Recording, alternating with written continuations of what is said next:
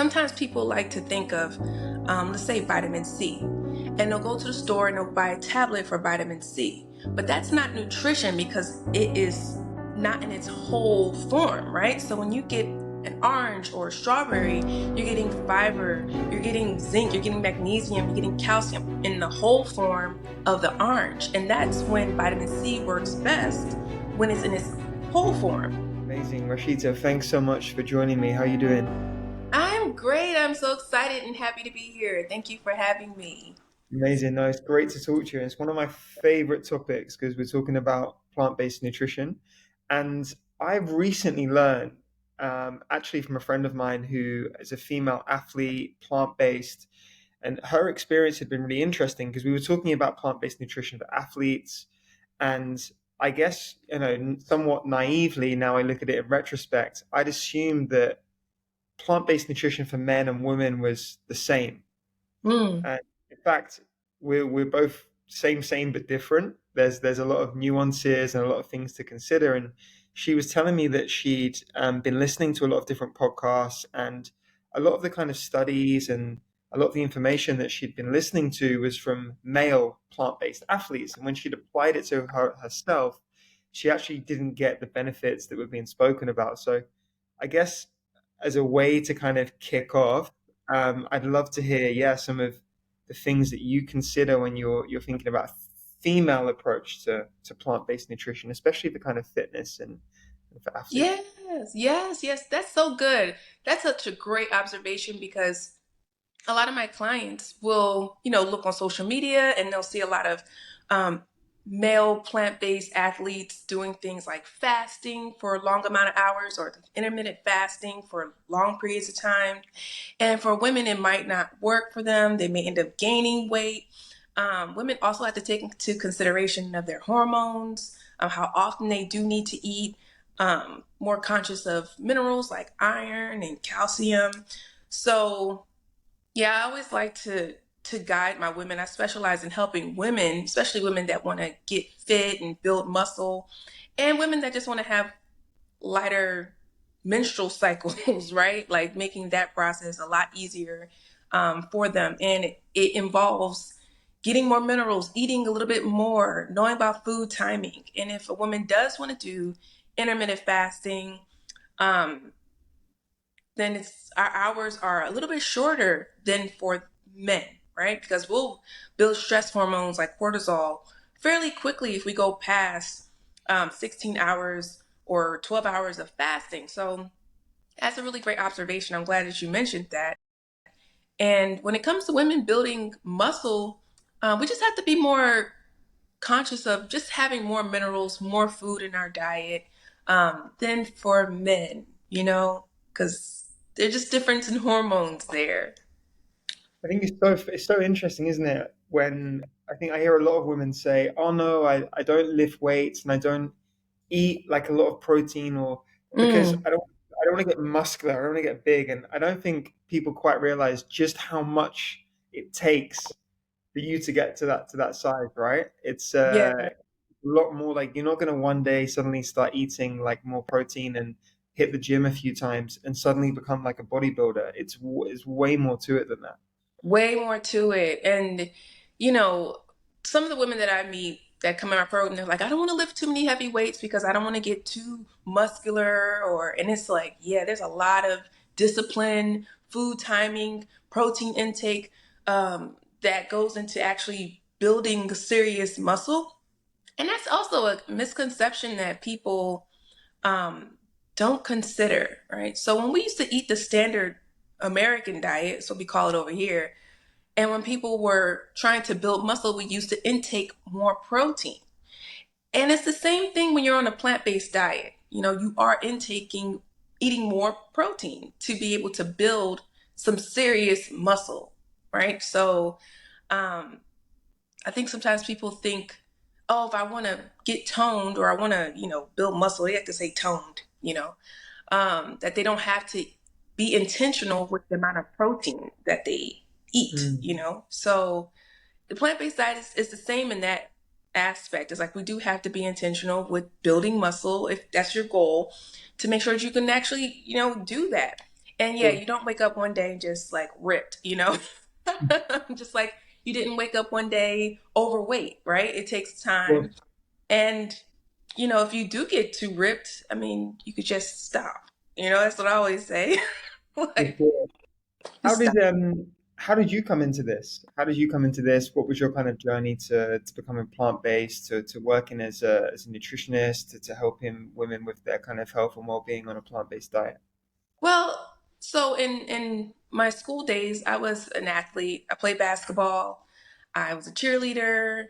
I ran cross country, and I enjoyed playing sports. And then I went to the military, and I still got to kind of compete and still, you know, be very active. And then in 2004, my mother was diagnosed with colon cancer.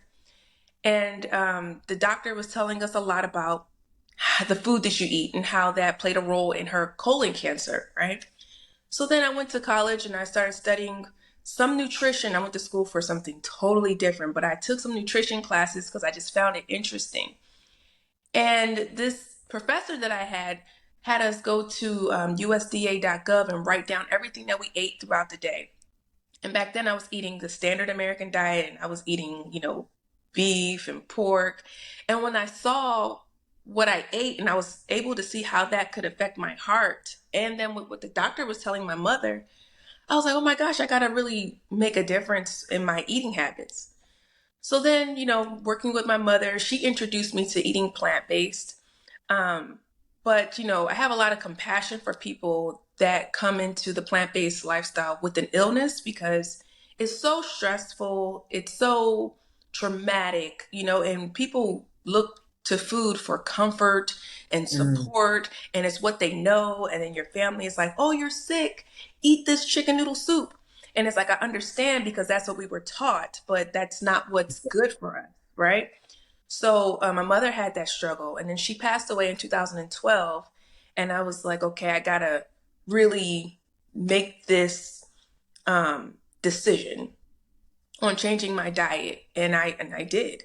And I was already into strength training and building muscle, so I was, you know, like I guess like the gym rat meathead person. So I knew how to build muscle, but I didn't know how to do it on a plant-based diet, right? So, you know, they say, okay, you get your protein from beans and from quinoa and from lentils. And it was like I didn't know how to dial it in because it didn't seem like protein, it seemed like a lot of carbs, right? So it took me years to kind of figure out, okay, this is what a carb is, this is what a fat is, and then this is what clean protein is on a plant-based diet.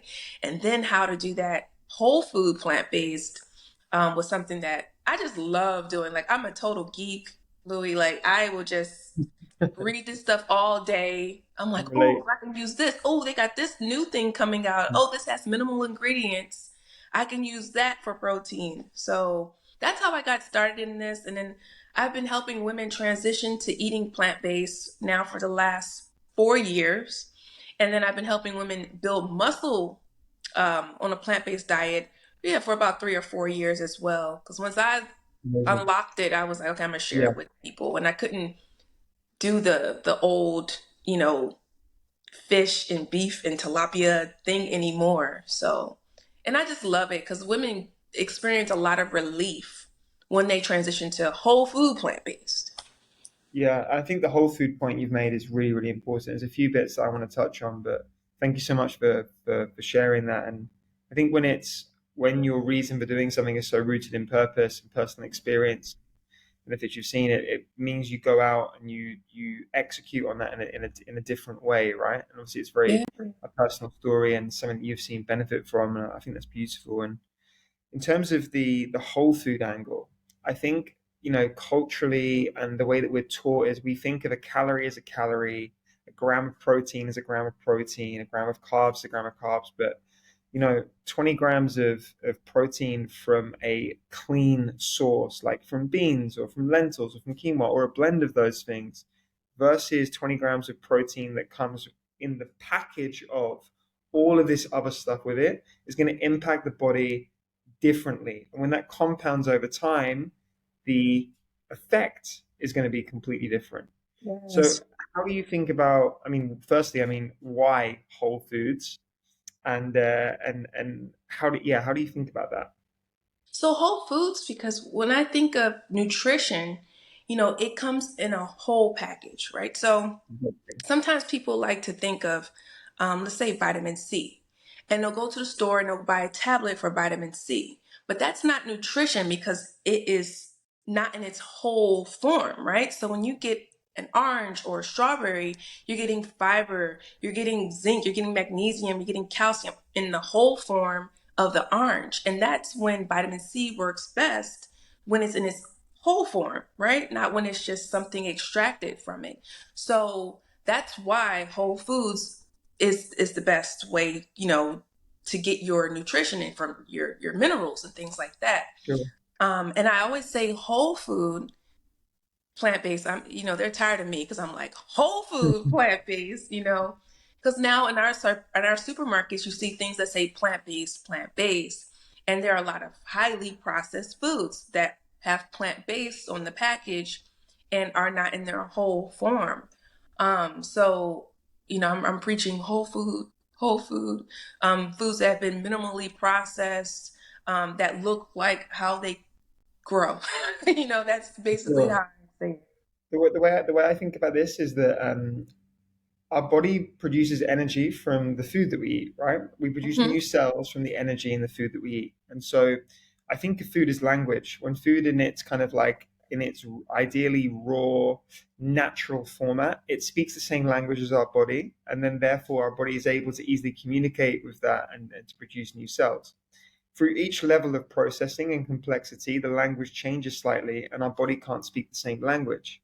So when Mm, you're eating these heavily processed foods, it's confusing for the body because it's hard to work with. It's hard to extract the same value as it would from something when it comes in its raw, whole food form. And I guess the issue in in in society is that whole foods are very difficult for companies to monetize, right? Like there's not yeah. like a and there's not a lobbying body for like broccoli or bananas or anything else, but food products when they are processed, there's an IP attached to it. It's easier for people to sell, and so this is why I think a lot of the time these whole food diets aren't necessarily promoted within the whole food sphere. I think what a lot of people have a difficulty with, and I definitely experienced this when I first went plant based, is okay, you're telling me whole foods, but for the last 10 years, my meals have been a protein, a carb, and a veg, right?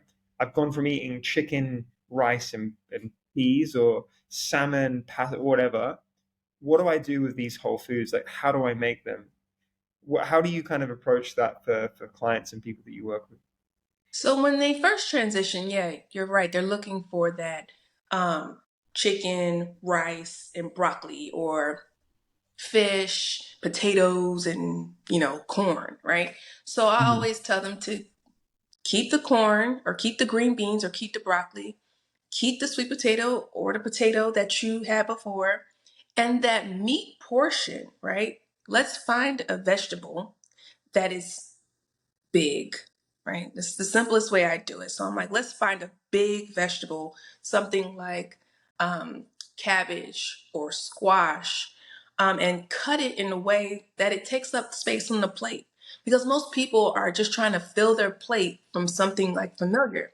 So if you take a cabbage and you make it into, like, cabbage steaks, and then you grill it or you broil it, you'll feel like, okay, my plate looks something like it used to look before.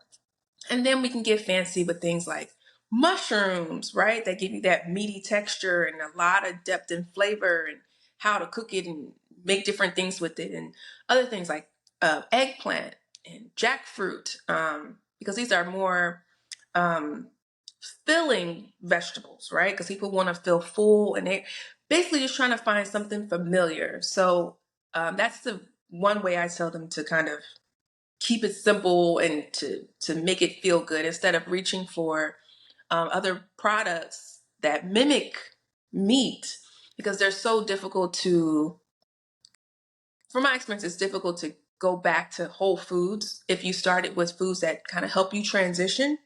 You never Sure. make it to actual learning how to eat cabbage or squash or eggplant or okra. You're just depending on those processed foods. And some of my clients come to me because they're like, I'm having really heavy periods. I have PCOS, I have fibroids, high blood pressure. And they say they went, plant-based, and they haven't actually been eating the plants. So, like, if you really want to feel relief and you want to see the benefits of a plant-based, whole food plant-based diet, you got to eat the plants. So, How do you think about protein with that? Because I guess some people will say, well, if you're swapping out chicken and you're putting in like cabbage or jackfruit, like you're not getting the same protein content. So how do you kind of respond to that? so I respond to that in two different ways, honestly, because if a person is um, trying to heal their body of like high cholesterol or something, then I'm like, don't worry about the protein intake. You're going to get enough, right? Because for lunch you could have had some lentils and some beans, and we have a variety of different proteins in your diet. You get enough, right? But maybe somebody like you or me that's transitioning, and we have great physiques and we want to keep our protein levels high, then we have to be very intentional with putting protein in our meals, right? If it's lentils, or sometimes adding more chia seeds, or adding some pea protein powder or almond protein or hemp seed proteins somewhere to actually give us a boost of protein, then our intention is somewhere different. So that's kind of a myth that people Agreed. don't really talk Let's about go a lot. there. Let's go there. Let's go there. Let's say it. I agree. It's a Yeah, market. It's a market. A lot of the time, it's a marketing spin, right? The whole yeah, protein is we're told we need way more than we actually need. For the average person that isn't the training average in person. that way, they're told they need way more. I was talking to James Wilkes from Game Changers about this, and he was talking about how if you look at for this whole thing about being malnourished, the amount of people that die from protein deficiency in the West is basically zero. Like there's very few people that have any kind of disease that is a result of protein deficiency. We're told we need way more than we actually do, which is Way just more. and there's Way other more. deficiencies that people need to worry about. I mean, I'd Yeah. be interested to hear from your perspective, but for me, like one that jumps out is magnesium, for example. Mhm. Most people are highly deficient in magnesium, and I'm sure you've come across others. Yeah, I mean, typically, what are the things that you come across and that can be resolved with plant-based diets? Iron deficiency. Yeah, Iron deficiency. Iron deficiency. Especially for women, because we have our menstrual cycles, yeah, and we need to replenish with iron. So people kind of think when you go to a plant-based diet that you're going to be low, you're going to be anemic. But what happens is, our friends that eat beef are iron deficient, right? mm, Because it causes heavy menstrual cycles. So every month, women are basically hemorrhaging, and they're losing all of their iron stores, depleting their iron stores. So what they find out is that when they switch over to a whole food plant-based diet and they're eating more greens and lentils and a variety of colors of foods, because iron is plentiful in the plant, yeah. so they'll find out that their periods will get a lot shorter. They won't be as painful, and they won't be iron deficient anymore when they really have been taught that beef is what will give you iron, and it's not. It's almost like what you said earlier about how protein can be packed in. I thought of like fried chicken, right? Like we used to eat fried chicken, and that's high in protein, but it's also high in fat and high in cholesterol, and it's not the same, right? So when you're eating your iron and your protein in a clean form, you'll see a lot more benefits in the many areas of your health. Yeah, it's so true. It's so true. I think iron as well. I hear that a lot from people when they say, "Oh no, I can't go vegan or plant-based because I have low iron, and if I stop eating meat, I won't get the iron." Not realizing that, if you eat a diverse array of plant-based foods in abundance, you're covering all of your bases, right? If you're eating Yeah. a big array of those kind of foods. The other thing I hear a lot as well, is I kind of feel like we're doing a debunking session here, but I'm into it. Another thing I hear a lot from people is, oh, when I went plant-based, I was eating more carbs and it made me put on weight. I hear that from Mm. women in particular quite a lot. Um, yeah, does that come up for you as well? Yes. Yeah. So it's one of those touchy things. I am so into um, how do you say it? Like the plant-based world, we teach some things like, oh, carbs are great, and they are, right? But carbs are also calories, right? Mm. So they're not, if you're eating beans and lentils, great. They're good, healthy foods. But if you're not exerting energy, right? Because calories are energy, well then they will store as fat in the Mm. body. So I can't tell you a woman to like, oh, eat all the beans that you want, and sit on the couch and not, exert any calories. So, or exert any energy. So, sometimes we're just eating a little bit more than we're moving, right? Like to Yeah. lose weight, you have to move more, eat a little less, right? In order to get into a calorie deficit. Yeah. So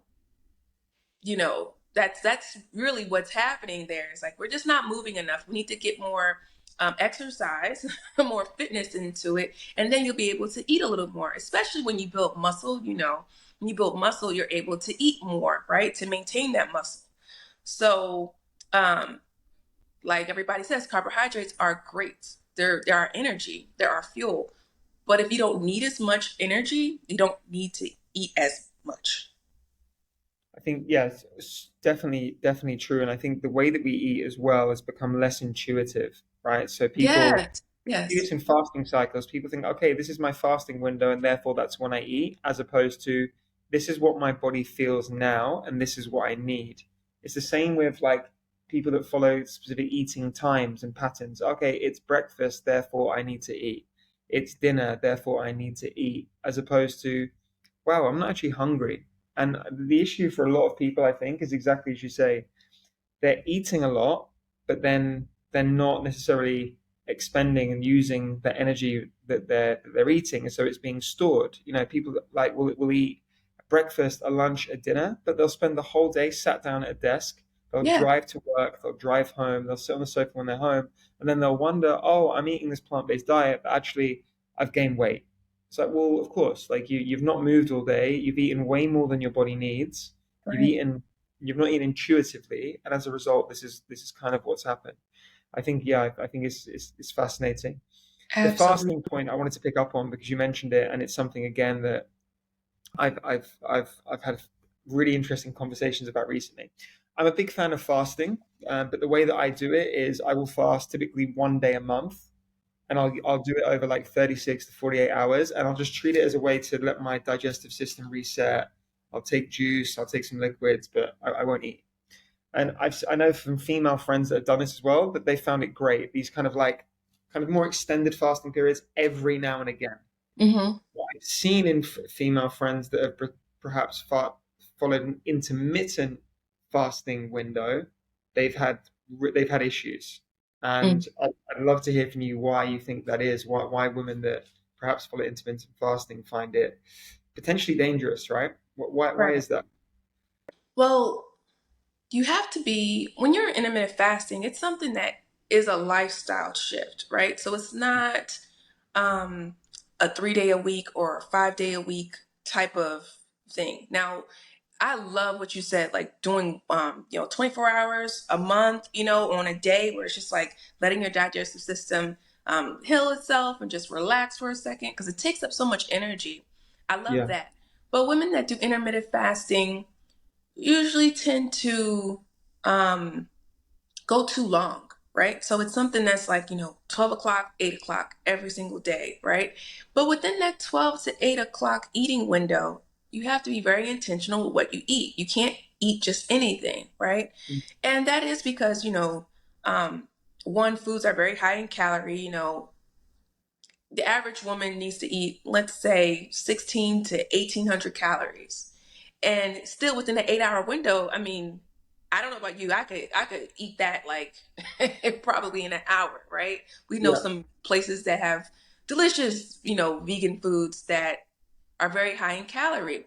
So we have to be careful that we're still eating with very, very good intention within that 8 hour window and meeting all of our nutritional needs, right? So that means your omegas, your healthy fats, your colorful vegetables, your iron, your water, right?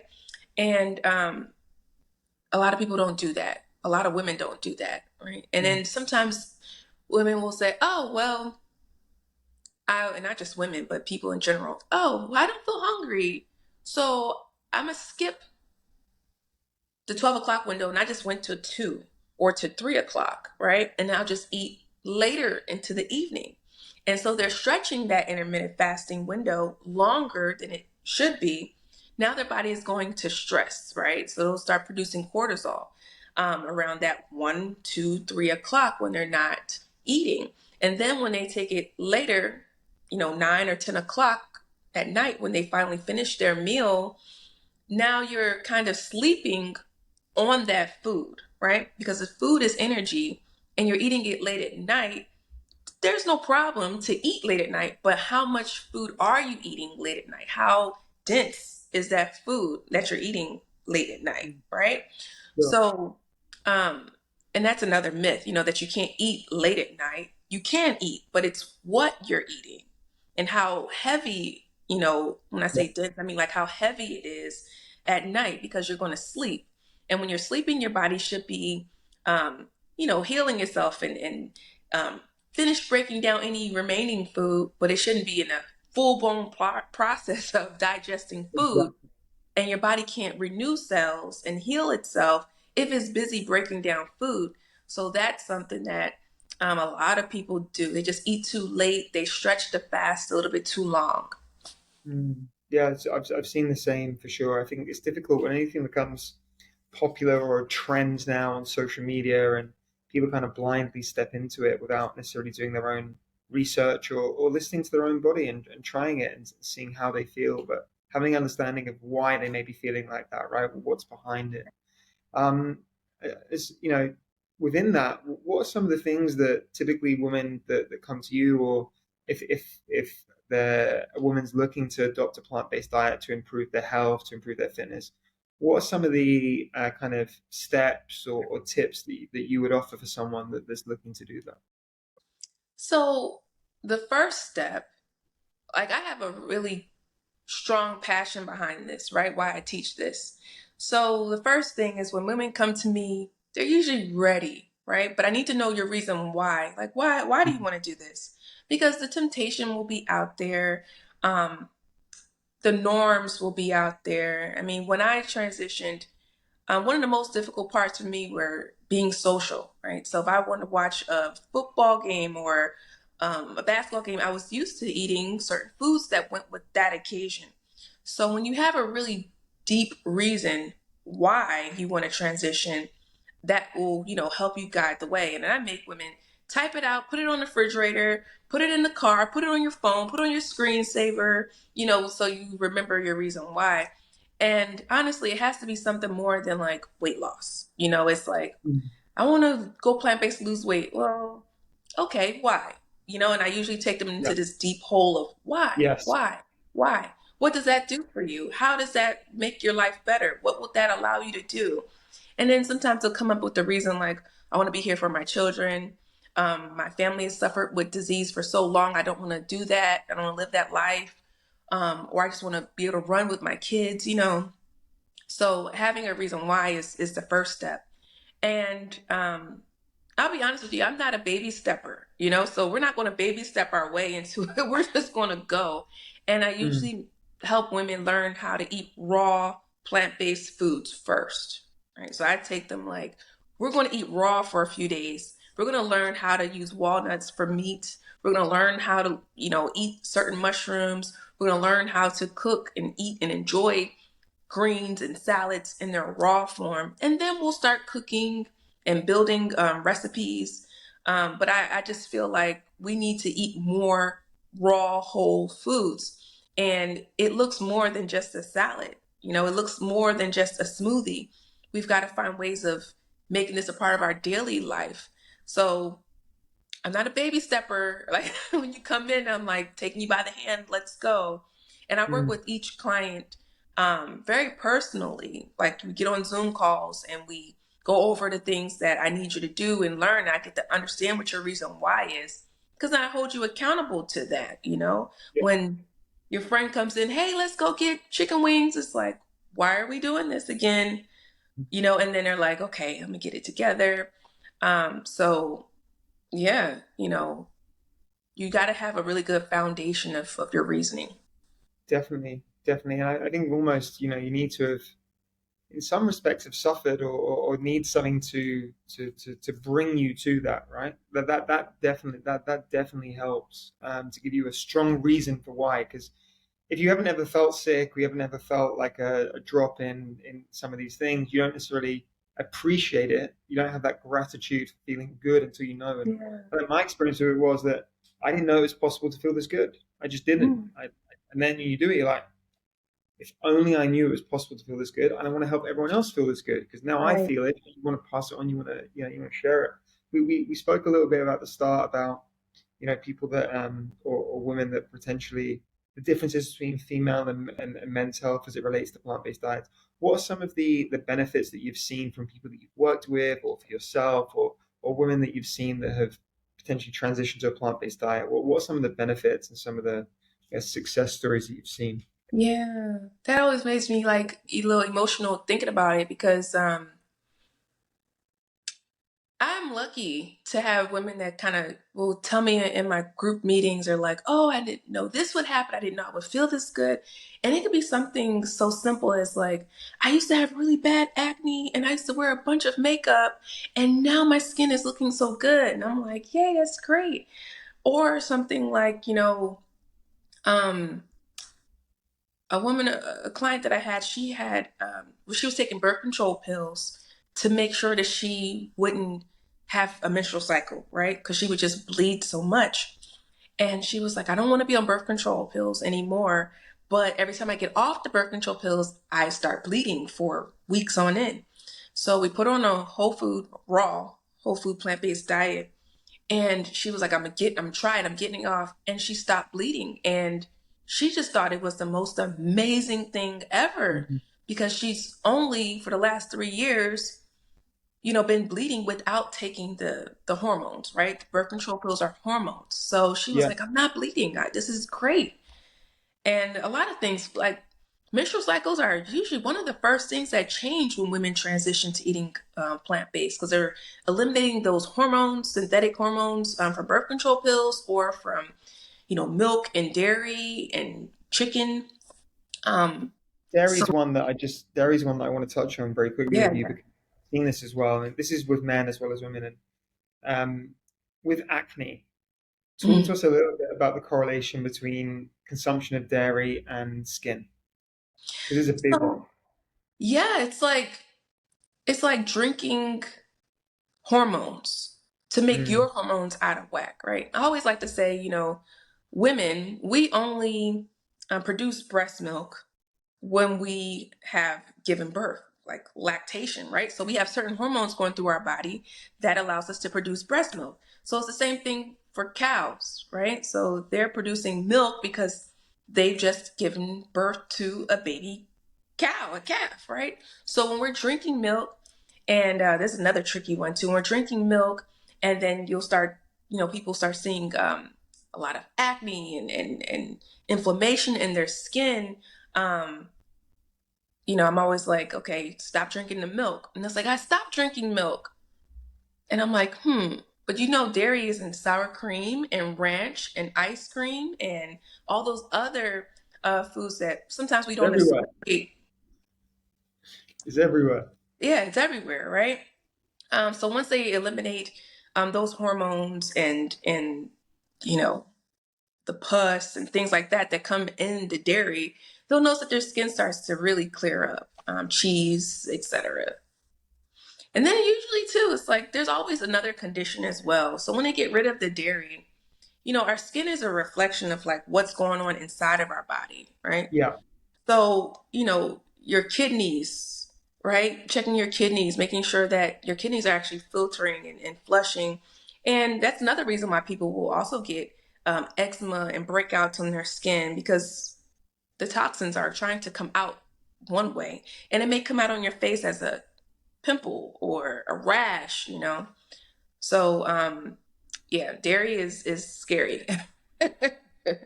Great video, by the way, as a resource. You want to check out why dairy is scary? Just type it in on YouTube. And Yeah. yeah, just to round off, are there any resources that you think could be useful for people? And where can people find more about you as well? So some resources. It depends on where you want to start. I'm a really visual person, so What the Health, of course, was really life changing for me to get more information. But my favorite documentary of all time is Game Changers. I mean, because Of I'm an course. athletic person, so I was like, oh my gosh, you can really heal faster from injury. You can recover. You can, still do really great, strong things on a plant based diet. So, um, I love the Game Changers. I love that documentary. Um, Dr. Neil Bernard, he has a lot of great books. I love to follow him. He talks all about eating whole food, plant based. He's one of my mentors. And then how to find me on Instagram. I'm at Rasheeta Joy. I have a website. It's called Pretty Pumped Fitness. It's a plant-based wellness program that I help women transition to eating plant-based and build muscle. I'm one of the only programs that will actually help you learn how to transition to eating plant-based and include fitness in it because I believe that you need fitness. You can't just Yeah. eat without being fit. Even though nutrition is a big bulk of it and we spend a lot of our time focused on how to eat, we're also going to start our walks and our squats and our jumping jacks and our push-ups. And then we progressively build to strength training and actually, building some curves and keeping a nice physique for the ladies. So It's yeah. important. It's important. I thank you so much for sharing. There's so much value in that. Really, really amazing. Yeah, I think I'd encourage everyone to connect with Rasheeta as well, and yeah, check out the website, follow Instagram, and yeah, thank you so much. Really appreciate it. Thank you for having me.